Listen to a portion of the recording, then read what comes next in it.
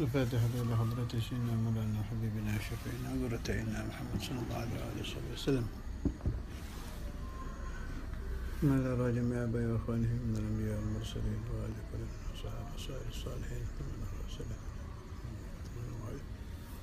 سائر أزواج رسول الله سائر أصحاب رسول الله من شهادة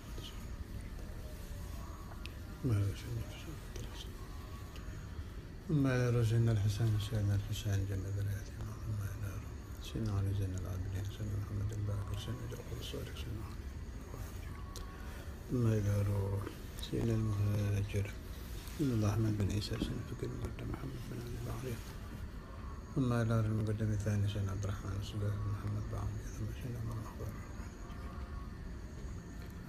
ثم إلى الحبيب عبد الله بن أبي بكر عبد الصالح عبد الله الطاهر الحبيب عمر بن عبد الرحمن الطاهر الشهادي بارس بأبي حجة الرحمن بن سيد حبشي ثم لا ننسى شيخنا صلاة الصدر من خافض رسول عبد الله بن أحمد الفقيه ثم إلى رهب عبد الرحمن بن عبد الله الفقيه وعبد الله بن سيد الفقيه محمد بن علي الفقيه أحمد بن محمد بن عبد الله بن سيد عبد الرحمن بن العاشر ثم إلى الحباب الشريف ومحاني الحباب الشريف وفاطمة ثم إلى روح الشريف الزهراء ثم إلى الحباب خطوبة أحمد الفقيه ثم إلى الحباب عائشة الخان ثم إلى الحباب عفيفة بن إسماعيل ثم إلى روح الحبيب محمد بن عبد القادر الكفير ونعود كل منهم بترتيبهم أولاد بناتهم أزواجهم أخوالهم أعمالهم كلهم بترتيبهم ثم إلى شيخنا كسيدنا رمي شيخنا كأرمي الشيخ أبي عبيدة شيخ عبيد الله ثم إلى شيخنا من بجوري من أسكن القرآن سيد السنة إمام شافعي مالك حنفي حنبلي الغزالي سيد بن عربي جميع علمائه وأولياء أهل السنة والجماعة أجمعين وصولا في الولاية الخلفاء وأهل سجدتهم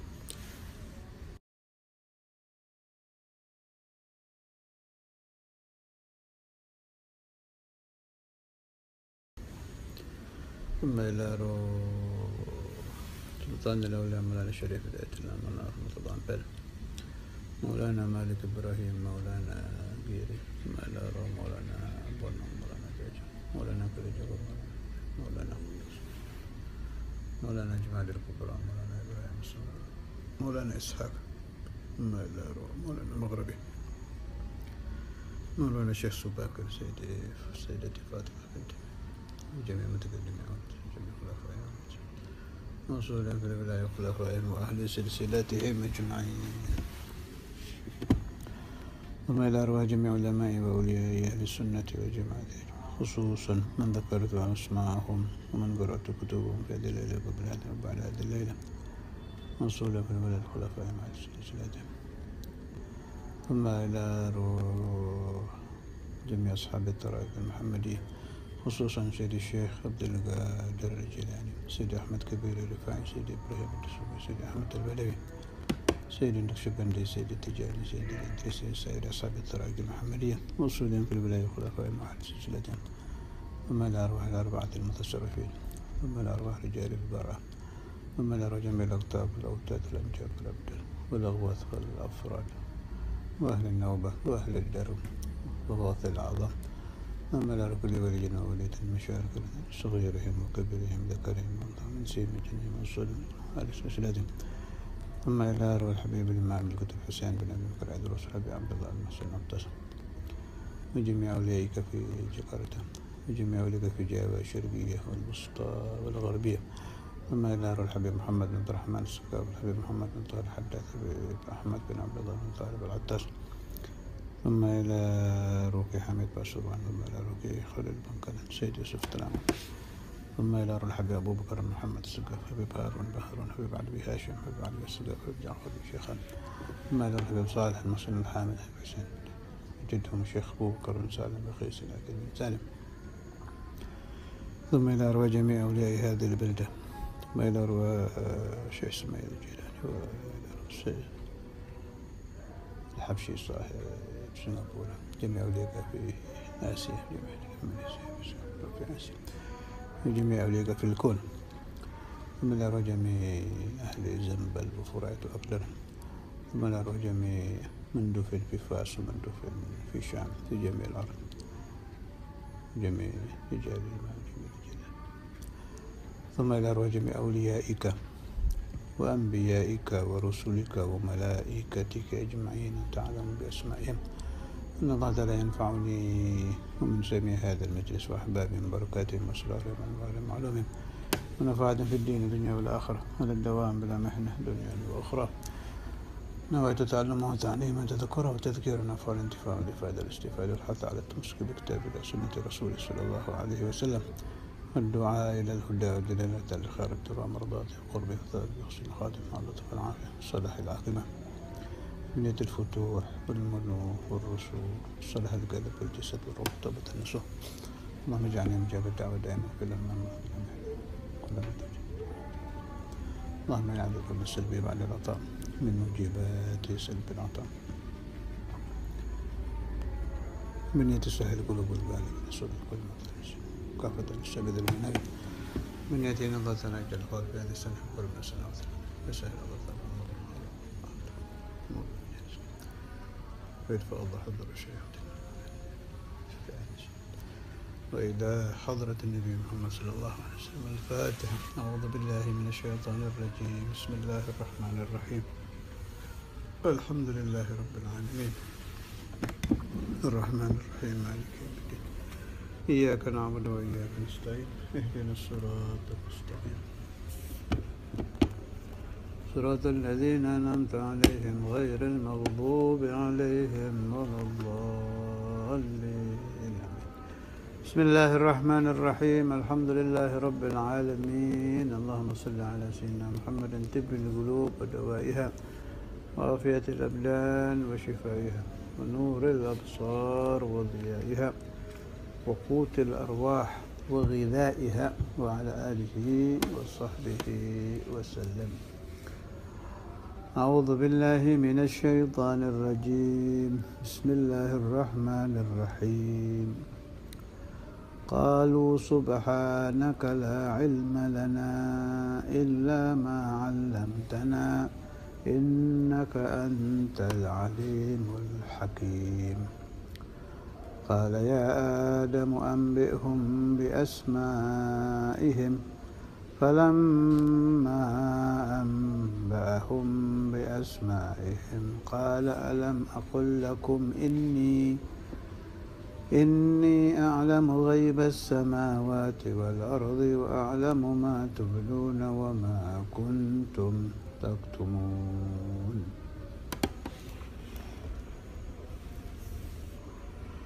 Lanjutkan kemarin masalah khatir.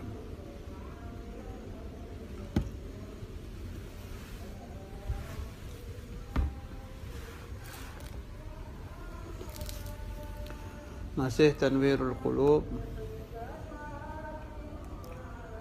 halaman 474.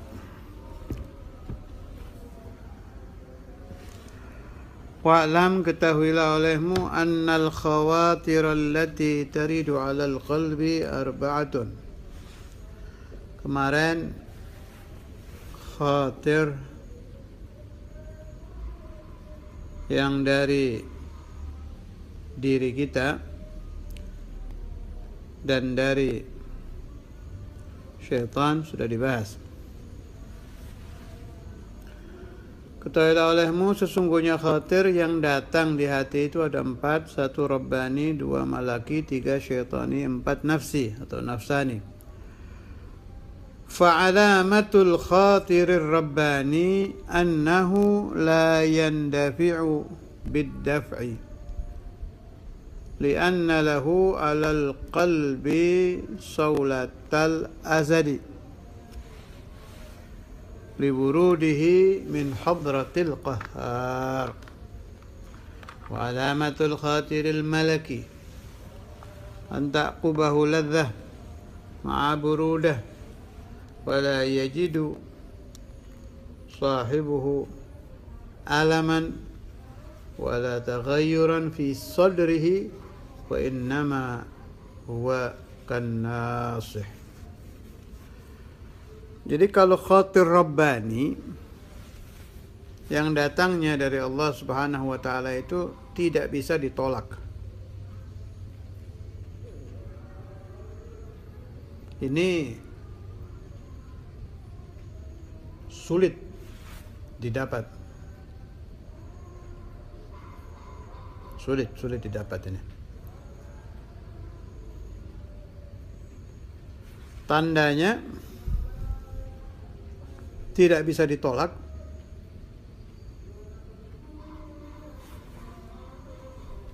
tiba-tiba seperti terkaman binatang buas, langsung masuk, tidak bisa ditolak. Saya ingat, saya baca dalam riwayat Al-Habib Al-Imam Al-Qutb Abu Bakar bin Muhammad As-Saggaf, sebelum beliau khalwah, beliau sedang akan melaksanakan sholat jamaah. Kalau tidak salah waktu itu sholat Jumat. Tiba-tiba datang khatir ini, khatir Rabbani. Datangnya tiba-tiba, menguasai batin, tidak bisa ditolak, memerintahkan beliau untuk khalwah. Langsung beliau pulang. Saat itu juga beliau berkhalwah, bertaqarrub, beribadah kepada Allah Subhanahu wa taala selama 15 tahun. Itu contoh yang paling jelas tentang khatir Rabbani. Ya paling gampang tanya. Kalau kita bingung, setelah kita suluk, jelas ya, satu, meninggalkan dosa besar. Kalau orang ahli dosa besar ya khatirnya cuma dua, kalau nggak syaitani, nafsani, hanya dua itu. Berusaha meninggalkan dosa kecil, mengamalkan thariqah, nah nanti datang itu khatir malaki. Dan mudah-mudahan seizin Allah Ta'ala akan sering dihadiri khatir Rabbani. Kalau sulit membedakan, ya tanya kepada guru masing-masing. Wa alamatul khatiril malaki an taqubahu ladzah ma'a burudah. Masuknya ke hati ada rasa nikmat, ada rasa lezat, dan hati terasa tenang, dingin. Tidak ada sakit, tidak ada gelisah, tenang di hati. Rasanya seperti kita dimasuki nasihat oleh seseorang sampai hati kita terasa tenang, lapang. Itu khatir malaki, seperti itu rasanya. Beda dengan khatir Rabbani. Wa alamatul khatirin nafsi ay yaqubahu fil qalbi alam. Kalau khatir nafsani, setelah datang di hati ada rasa sakit, tidak enak. Wa fis sadri dhiq, ada rasa, bahasa Jawanya, sumpek, tidak enak di hati. Hati terasa sempit. Meskipun Anda berada di tanah lapang, tapi merasanya sempit. Itu tanda khatir nafsi. Wa fit talabi ilhah, di dalam yang diminta memaksa, harus.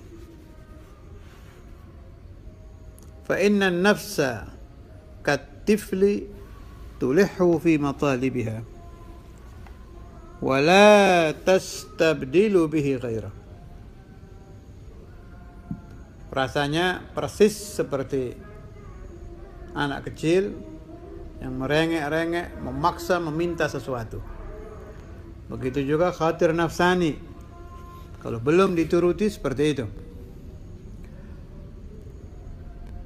Sudah saya terangkan kemarin. Wa alamatul khatir syaitani ay yaqubahu alam. Kalau khatir dari syaitan, sama rasanya tidak enak, ada sakit di hati. Bedanya kalau khatir nafsani ingin A ya A, kalau khatir syaitani wa idza hawaltahu li amrin akhar tahawwala. Fa inna asyaitana yuridu ighwa'aka bi ayyi wajhin kan. Bedanya kalau khatir syaitani kita pindah ke urusan lain, keinginannya dibelokkan kepada hal lain, nurut asalkan hal lain juga dosa. Sebab tujuan syaitan bukan ingin menyenangkan Anda, tidak ada sama sekali.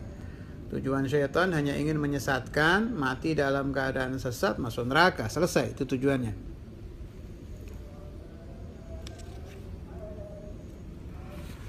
Thumma al-khatir asy-syaitani wan nafsi yajibu tarduhuma min awwali wahlah fala yuraddiduhuma fi nafsihi hatta yasira hamman wa azma bal yakunu kas-sayfi waqifan ala babi qalbihi fa bimujarradi ma yakhturu lahu khatir bidhainika al-khatiran yatruduhu wa la yaqbaluhu ولا يتفكر فيما سوى الخاطر الملكي ليقوى وأما الخاطر الرباني فلا يحتمل الدفع والتردد مطلقا ولا يكون للعبد تماسك معه بسبب سطوته على القلب. Kalau khatir rabbani kita tidak perlu menjaga biar aman, tidak hilang, nggak perlu. Dijaga langsung oleh Allah Subhanahu wa taala. Tidak akan bisa ditolak. Dan datangnya tidak perlu kita menjaga-jaga, jangan sampai hilang. Kalau khatir malaki berarti sisa 3. Syaitani, nafsani, malaki. Kalau khatir dari setan dan dari nafsu wajib ditolak. Begitu akan masuk, nanti kalau Anda ayyuhas salik memahami yang saya katakan, kemudian berusaha Anda latih, baru akan datang sudah terasa, oh ini khatir nafsani, oh ini khatir syaitani, yang ini khatir malaki. Kalau sudah biasa Anda berlatih, Anda baru akan masuk sudah terasa, ini dari nafsu, ini dari setan, ini dari malaikah, Allahumma amin, yang ini khatir rabbani dari Allah Subhanahu wa taala, dan itu yang kita minta. Khatir nafsani dan khatir syaitani wajib ditolak. Detik pertama masuk langsung tolak.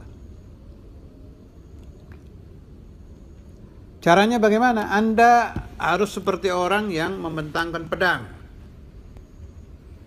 Saya ingat selain di sini ada ba'dul auliya mengatakan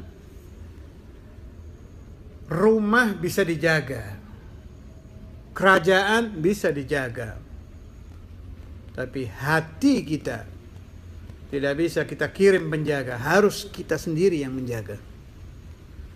Persis dengan tanwirul qulub, kita harus seperti orang yang membentangkan pedang menjaga di pintu hati kita. Begitu akan masuk khatir nafsani, sabat. Masuk khatir syaitani, sabat. Setelah Anda lakukan ini, akan datang pertolongan Allah Subhanahu wa ta'ala. Allah ta'ala akan yu'allimuka, mengajarkan engkau, akan memahamkan kepadamu cara-cara supaya hati kita mampu menolak khatir nafsani dan khatir syaitani.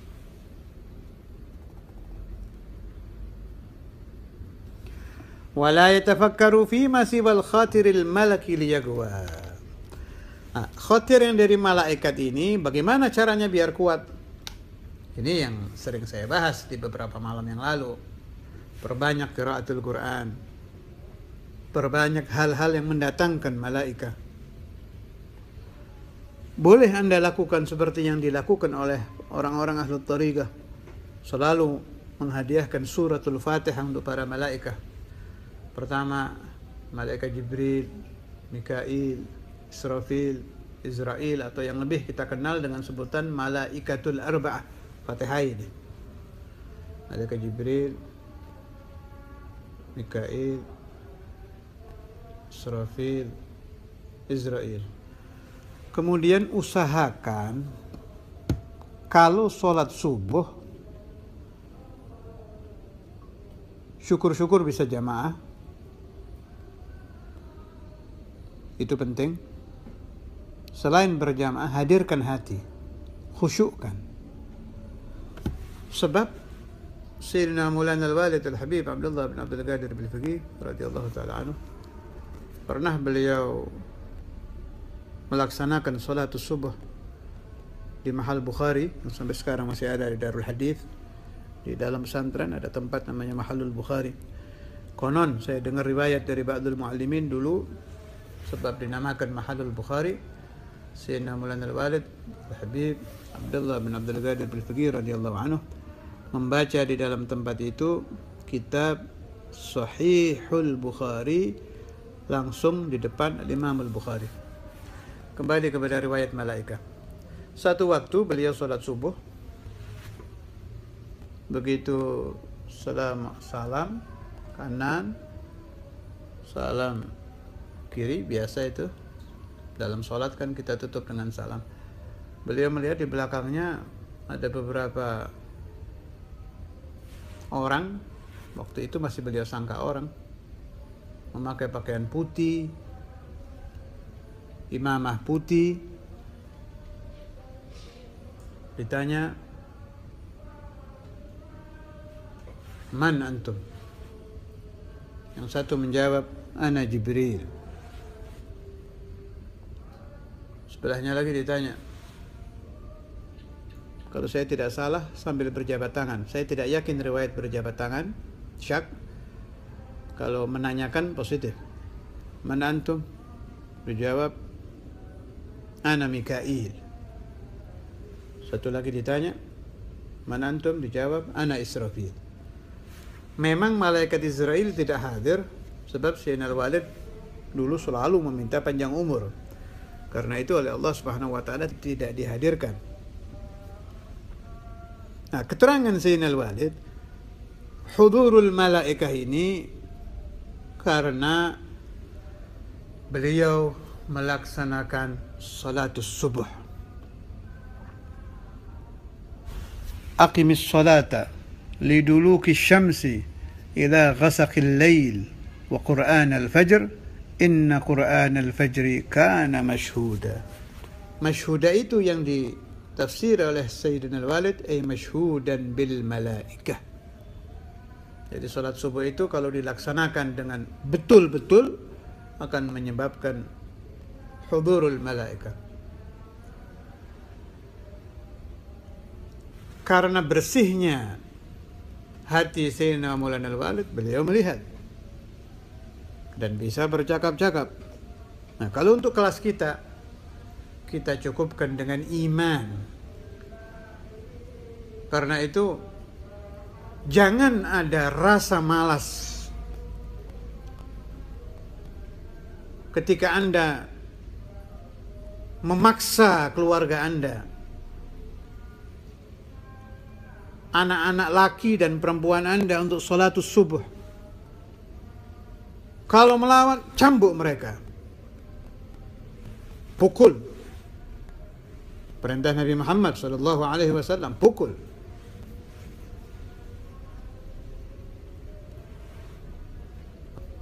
Biasakan mereka merasakan aura-aura batin yang ada di dalam upacara sholatus subuh.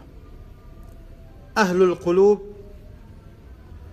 orang-orang yang memiliki kebersihan batin, akan dapat merasakan bahwa aura ruhani di dalam sholatus subuh berbeda dengan yang ada di dalam sholatul zuhur.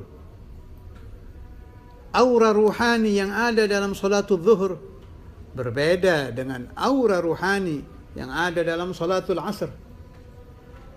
Aura ruhani yang ada dalam sholatul maghrib berbeda dengan yang ada di dalam sholatul isya. Dan 5 aura batin ini dihadiahkan oleh Allah Subhanahu wa taala kepada umat Nabi besar Muhammad sallallahu alaihi wasallam. Alangkah durhakanya orang, pendapat saya pribadi ini, apabila dia telah akil balik, sholatnya masih memaksa dirinya. Naam, orang yang memaksakan diri untuk sholat lebih bagus dari orang yang tidak sholat, jelas. Tapi saya berkata, alangkah busuknya Anda yang melaksanakan sholat dengan pemaksaan. Dikhawatirkan di dalam batin Anda ada sifat kemunafikan. Wa idza qamu ila sholati qamu kusala. Binasil Quran, sifat kaum munafik bangun untuk melaksanakan sholat subuh, zuhur, asr, maghrib, isya dengan malas. Sudah bukan masanya umat Muhammad sallallahu alaihi wasallam melaksanakan sholat 5 waktu dengan pemaksaan batin, bukan. Waktunya berlezat-lezat dengan ibadah sholat subuh, dengan ibadah sholat zuhur. Usahakan Anda datang ke sholat dengan riang gembira yang memang muncul dari batin. Sulit sekali Anda dapati al-farah wasurur, kebahagiaan, insyirah sadr, lapangnya batin. Anda datang ke sholat seperti sepasang pengantin yang bertemu dengan calon yang telah lama dinanti-nanti pertemuannya, yang jelas saling mencintai dan saling ingin menikah. Ada rasa riang di dalam hati ketika akan bertemu. Rasa riang ini yang pasti didapati oleh qalbul mu'min yang akan melaksanakan as-salah, as-salah. Agama Nabi Muhammad SAW adalah agama dzauq. Ada rasanya, bukan agama surah. Bukan agama olahraga berdiri, rukuk, sujud, berdiri, rukuk, sujud, berdiri, rukuk, sujud. Bukan. Ada rasa. Kalau Anda ingin memahami rasa yang diberikan Allah Subhanahu wa ta'ala kepada umat Nabi Muhammad sallallahu alaihi wasallam ketika mereka melaksanakan sholat, baca riwayat-riwayat pendahulu kita, ashabu Rasulullah sallallahu alaihi wasallam, cucu Nabi Muhammad sallallahu alaihi wasallam, Al-Imam Ali Zainul Abidin. Masyhur riwayat beliau, ketika beliau sholat, rumahnya terbakar, beliau tidak ingat sama sekali, orang-orang berteriak tidak dengar, li'annahu fi hadratillah fi shalah, karena beliau sedang berada di hadratullah, sedang lezat melaksanakan salat. Karena itu, saudaraku, jangan Anda berkata, itu orang dulu, saya tidak bisa. Tidak bisa. Allah yang disembah oleh Al-Imam Ali Zainul Abidin, Allah yang disembah oleh Al-Imam Ali bin Abi Talib, Allah yang disembah oleh sahabat Nabi yang 4, Allah yang disembah oleh Imam Syafi'i, Maliki, Hanafi, Hambali. Dengan Allah kita, dengan Allah saya dan Allah Anda adalah Allah yang sama. Tidak terlibat taghayyur. Allah bukan manusia, bukan makhluk. Tidak akan berubah. Memberi orang dulu lebih, memberi kita kurang. Tidak. Tidak ada. Allah Subhanahu wa ta'ala karim. Karamuhu, kedermawanan Allah untuk ashabun Nabi Muhammad. Karamuhu ta'ala, kedermawanan Allah untuk para tabi'in. Kedermawanan Allah Ta'ala untuk para awliya, dengan kedermawanan Allah untuk umat Muhammad sallallahu alaihi wasallam di akhir zaman adalah kedermawanan yang sama. Wa sadaqa Rasulullah sallallahu alaihi wasallam haitsu qala ummati kal matar la yudra awwaluhu khairun am akhiruh aw kama qala. Umatku, kata Nabi, seperti air hujan. Artinya hadis tadi mengisyaratkan bahwa rahmat Allah Ta'ala yang diberikan kepada awwalun, umat-umat Nabi yang dahulu, dan akhirun adalah kedermawanan yang sama. Malah bisa jadi, sebab Allah terlalu dermawan, bisa jadi ada rahmat yang diberikan kepada umat akhir zaman lebih dari rahmat yang diberikan kepada awalun.